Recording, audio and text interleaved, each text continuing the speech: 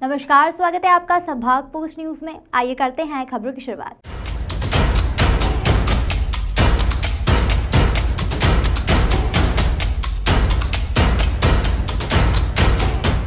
Indore collector कार्यालय में ई stamping शुरू होने के बाद छपे हुए स्टाम्प की यह मुद्रा कोरा कागज रह गई है। इसका दुरुपयोग न हो, इसके लिए कैमरे की निगरानी में नष्ट करने की कार्यवाही अपर कलेक्टर पवन जैन की निगरानी में मंगलवार को शुरू की गई। स्टाम्प को नष्ट करने के बाद में लुगदी बनाकर रिसाइकल कर फिर से कागज बनाया जाएगा। अचल संपत्ति के पंजीयन के लिए कागज पर छपे जो स्टैंप पेपर मुद्रा की तरह चलन में थे, अब वे मामूली कागज हो गए हैं।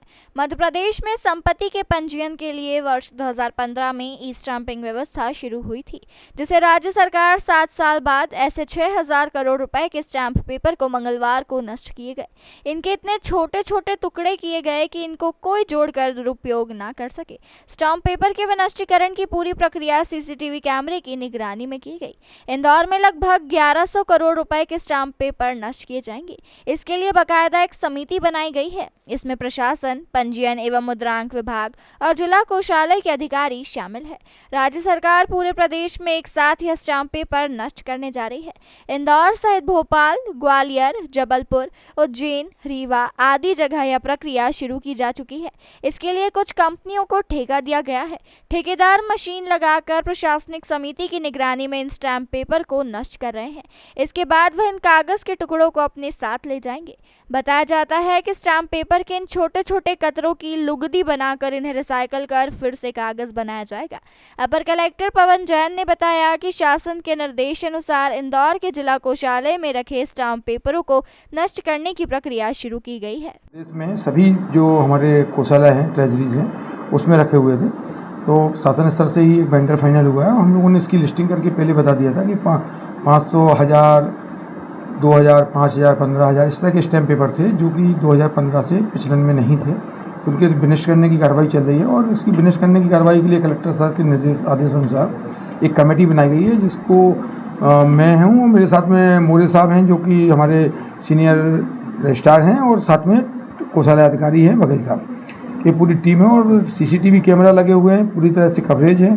और अब सुनिश्चित किया जा रहा है कि जो वेंडर भोपाल से फिक्स हुआ है और हमारे अधिकारी कर्मचारी उनकी नंबरिंग नोट कर रहे हैं, साथ में उनके विनिष्टीकरण की जो प्रक्रिया है कि किस तरह से स्टैम्प पेपर विनिष्ट हो जाए, और फिर इसके बाद ये संबंधित जो वेंडर है वो ले जा करके उसको गला करके उसकी लुगदी बनाने का काम करेंगे। सावधानियों के रूप में मैंने आपको कहा कि पूरी टीम, एक तो हमने पूरे जो हमारा परिसर है जहाँ से स्ट्रांग रूम से स्टैम्प निकल रहे हैं, वो जहाँ उनके विनिष्टीकरण की कार्रवाई हो रही है उस जगह को पूरा सीसीटीवी कैमरे से कवर किया है और पूरा 24/7 इसका बैकअप हमारे पास रहेगा।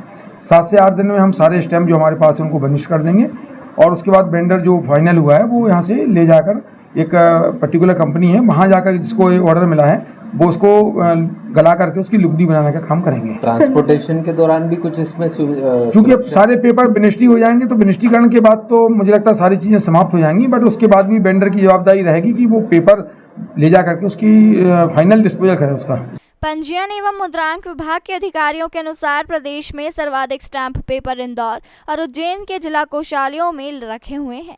इंदौर में लगभग 1100 करोड़ तो उज्जैन में लगभग 1300 करोड़ रुपए के स्टैंप पेपर रखे हुए हैं।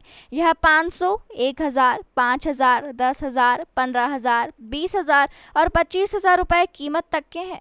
इंदौर और उज्जैन में स्टाम्प पेपर का संभागीय डिपो है। यहाँ से संभाग के सभी जिलों को स्टाम्प पेपर की आपूर्ति होती रही है।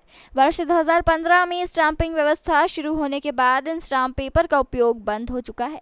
इस कारण शासकीय कोषालयों के लिए अपने खजाने में इन स्टाम्प पेपरों को संभालना मुश्किल हो रहा है। प्रदेश के सभी संभाग मुख्यालयों पर यही हालात है।